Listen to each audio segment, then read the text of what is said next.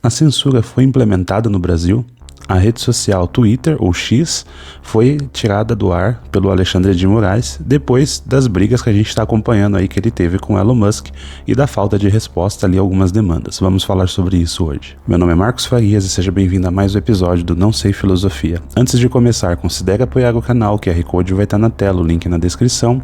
Torne-se membro também se você puder, deixe um like e compartilhe caso você não possa se tornar membro ou apoiar o canal diretamente, pois isso já vai ajudar bastante. Bom, alguns dias aí a gente tá vendo essa polêmica da saída do ar do X, né? Então a gente viu as notícias de que isso poderia acontecer e tá rolando um debate muito forte se isso que tá sendo feito agora pelo Alexandre de Moraes seria uma censura ou apenas uma reação à falta de resposta ali, enfim, ao desprezo que o Elon Musk está tendo em relação às medidas judiciais determinadas ali pelo STF. O Elon Musk, por sua vez, basicamente fica, né, contando piada, fazendo meme ali com o Alexandre de Moraes sendo o Voldemort, alguma coisa assim. Porém, depois que a rede foi suspensa, ele aumentou ali a pressão sobre, né, dentro da rede, falando que Alexandre teria cometido crimes, enfim, e várias outras coisas. E esse debate, então, ali, ele tá se tornando muito fervoroso. Inclusive pessoas que apoiavam muito as decisões de Alexandre, algumas dessas pessoas começaram a questionar um pouco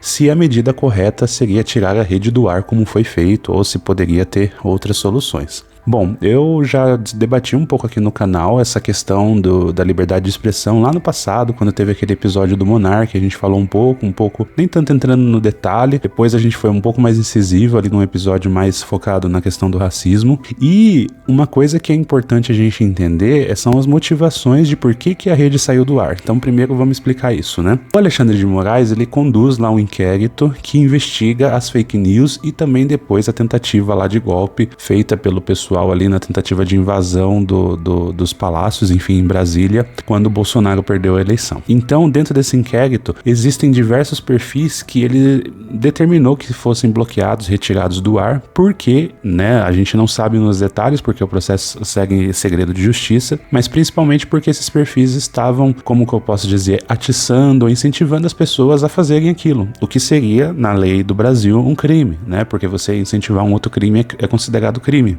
E você atentar contra o Estado, né, tentar derrubar o Estado, vamos dizer assim, também é considerado crime. A grande polêmica é que isso foi feito numa rede social. Então é muito difícil de você rastrear quem fez isso, é muito difícil de você entender quem está por trás daquilo ali. E por isso, inclusive, o Alexandre toma essas decisões no sentido de bloquear esses perfis, pedindo para a rede social fazer isso. Pois ela sim vai ter os dados da pessoa que fez. A Constituição, ela diz que a liberdade de expressão, que as pessoas têm a liberdade de expressão, só que é vedado o anonimato. Então você pode falar o que você quiser, óbvio, mas você não pode ficar anônimo. Por que você não pode ficar anônimo? Porque se você cometer um crime nessa sua liberdade de expressão, as pessoas têm que saber quem está falando para poder identificar. Exemplo, a gente pode, por exemplo, falar que incentivar pessoas a roubarem ou agredirem ou até a matarem outras pessoas pela liberdade de expressão, você poderia falar, mas você vai arcar com as consequências. Então é vedado o anonimato, você não pode ficar anônimo. Porque esse tipo de fala é considerado uma apologia a um crime.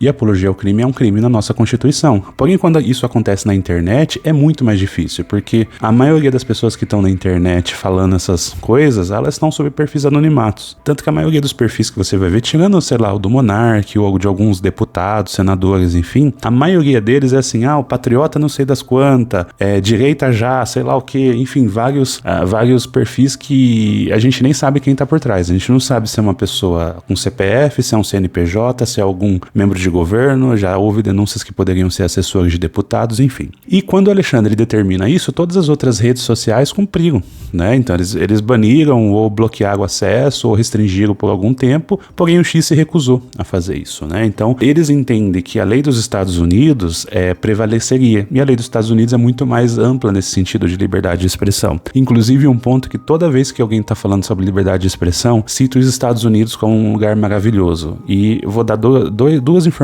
aqui que eu acho relevantes para a gente poder entender como os Estados Unidos não é bem assim. Eles têm então essa lei de liberdade de expressão e é comum você ver nas ruas dos Estados Unidos, muitas vezes viraliza esses vídeos de gente que apoia o partido nazista ou coisa do tipo, fazendo protestos a favor disso. Por quê? Porque a lei permite. Enquanto países, por exemplo, da Europa, isso é proibido. No próprio Brasil, isso é proibido. Você usar símbolos, fazer apologias, passeatas, qualquer coisa do tipo em relação a esse regime é proibido por lei, e a gente sabe os motivos, só que os Estados Unidos têm essa exceção. Mas muita gente fala assim, não, é bom que tenha essa liberdade, porque então a gente sabe quem são eles. Tá, mas se eles estão tendo a liberdade de fazer uma passeata, será que eles também não estão agregando pessoas que pensem igual? Até que ponto essa liberdade deveria existir? Lembrando que o regime nazista na Alemanha, ele começou com um pequeno grupo que foi crescendo, a ponto da sociedade, de certa forma, validar isso, né? Então, quanto tempo isso aconteceria se a gente começar, então, a abrir? Então, a gente prefere ter a liberdade de expressão restrita ou, de repente, restringir alguns tipos de regime que a gente sabe que o único objetivo dele é atacar e exterminar pessoas, né?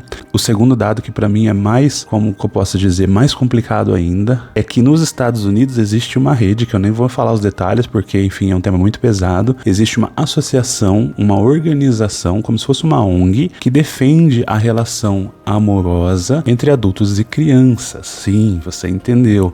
E isso está resguardado na Lei de Liberdade de Expressão dos Estados Unidos.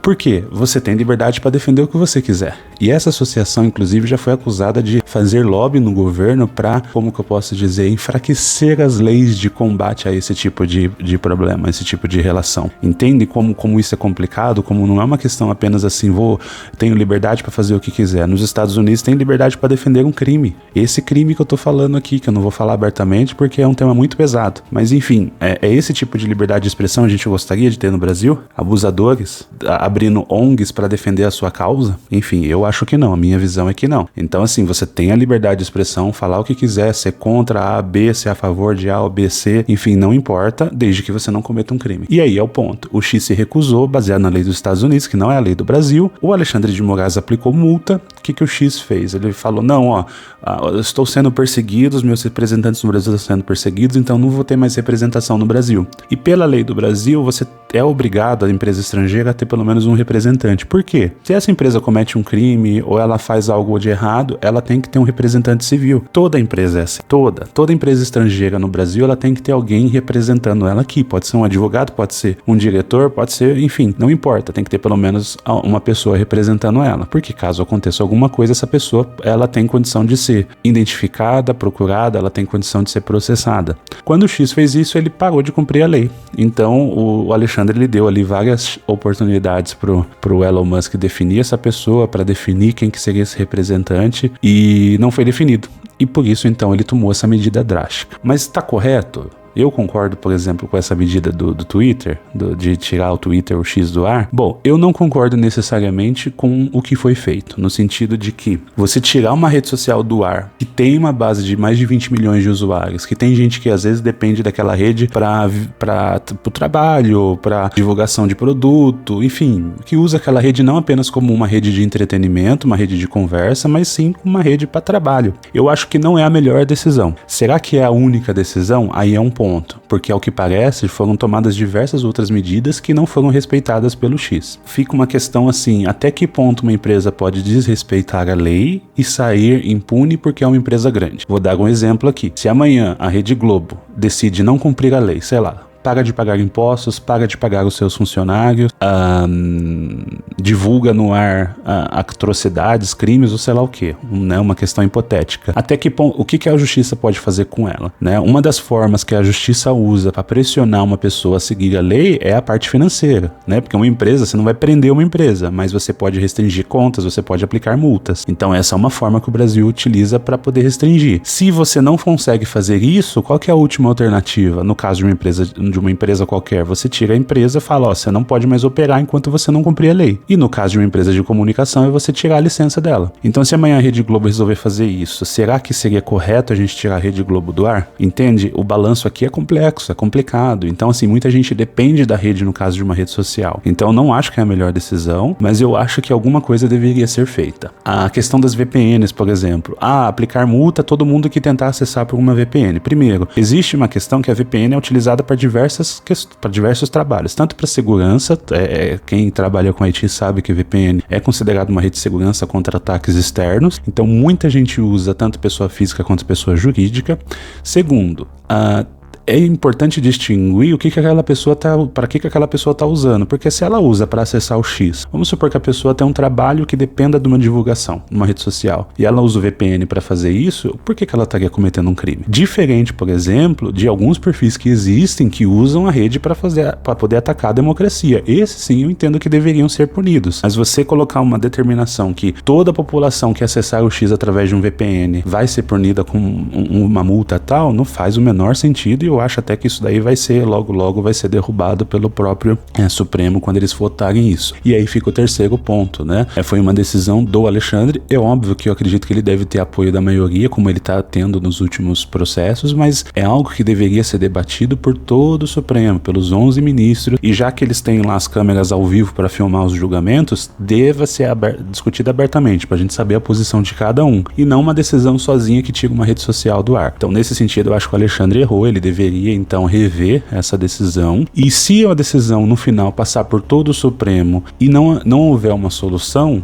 como o debate deveria ser no sentido de como que essas 20 milhões de pessoas e potencialmente pessoas que dependem daquilo ali para sobreviver vão ser afetadas pela rede fora do ar. E se isso compensaria então a questão de poucos usuários que cometem crimes na rede e a falta de resposta do X em relação a isso. É um debate complexo, é um debate complicado, eu acho difícil que a gente possa tirar uma rede do ar, assim como eu acho que os Estados Unidos, quando tirou o TikTok do ar, errou, mas eles tiraram, e é uma das nações aí que todo mundo fala que é uma das nações com maior liberdade no mundo, mas ao mesmo tempo proibiram uma rede social porque eles entendem que aquilo tem um aspecto de segurança. Então o Brasil, de certa forma, fez o mesmo. É uma segurança diferente, a gente não está falando de segurança nacional, a gente está falando de uma questão democrática de ataque ali. Então não é como uma ameaça à defesa, mas é uma ameaça à democracia de alguma forma. E aí um quarto ponto que eu gostaria de trazer é os motivos, né? Eu acho que os motivos, apesar deles serem justos no sentido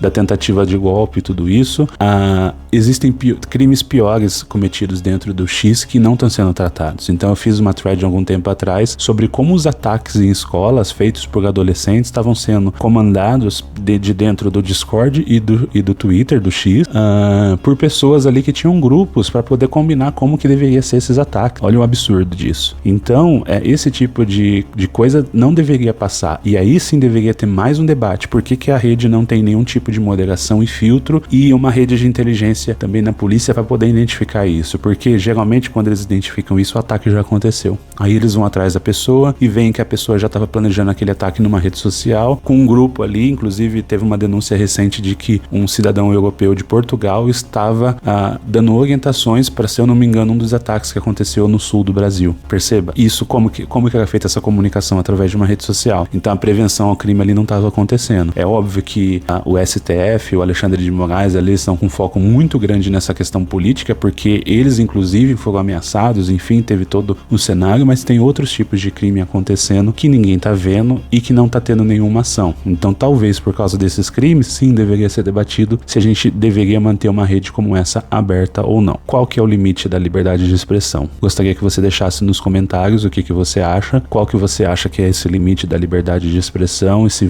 faz sentido você tirar uma rede social do ar por causa desse tipo de crime, se faz sentido você apoiar, igual tem nos Estados Unidos, uma liberdade restrita, sabendo que alguns crimes hediondos como esses vão ter gente que vão defender abertamente que não vai poder nem ser processado por causa disso. Deixa a sua opinião, coloque o que você acha, compartilhe com quem você acha que esse tema é interessante, considere se tornar membro ou mandar aí um apoio para o canal para que a gente possa continuar esse trabalho. Não se esqueça de se inscrever, deixar um like. Muito obrigado por ter acompanhado até aqui e até o próximo.